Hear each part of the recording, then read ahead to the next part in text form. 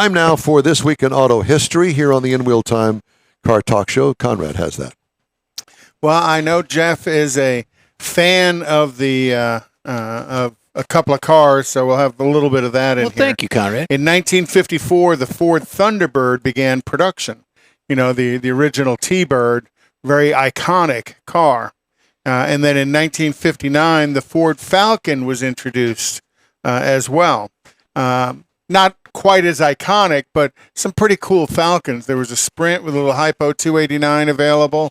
And, you know, to a large degree, that was the foundation. We made so much fun of those cars. Come on. But that was the foundation of the Mustang. I understand that, but it sure didn't look like that. And then you could also get that in a Ranchero, which I thought was a cool car. That would have been okay, but that one there that you're showing, that's the four-door. You could easily tub it out. And then in 1980, Willie Nelson hits the charts with On the Road Again. Okay. So I've seen younger faces on money. And that's good. In 1989, Lexus begins car sales here in the USA. Yes. There you go. Which is just a derivative, an upscale version of the Toyota. You know, last week we talked about the Mazda Amati brand that kind of bombed.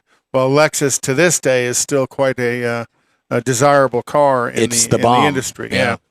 And then in 1994, the National Corvette Museum opens up. Have you been, Don? I never have. You got to go. I know that. I do. They have big, huge Corvette events every year. You know, you can actually get an RPO on your Corvette for museum delivery, and they will deliver you the vehicle right from the museum. It's a desirable RPO to have if you're going to own a Corvette forever. And then in 2002, the last Mercury Cougar was built. Now, that's a 69 Eliminator. That's a good-looking car there. That's the 302. That was the Mercury version of the Boss 302 Mustang with the Boss 302 engine. School buddy of mine had a 390. That was kind of my favorite year for Cougars. But you can get some pretty cool engines in Cougars. 428 Cobra Jets.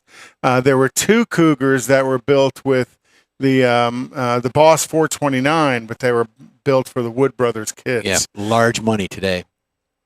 So the last Cougar was built in 2002, and the last Cougar was not a desirable Cougar. That was that little import-looking thing. Yep. And then in 2006, the Bentley Continental GTC production begins. You know, if you're into Bentleys, beautiful car as well. And actually, that kind of a featured car in Gulf Coast Auto Works. You can see them working on the front of one of those as they're putting a front sealant, protector on it.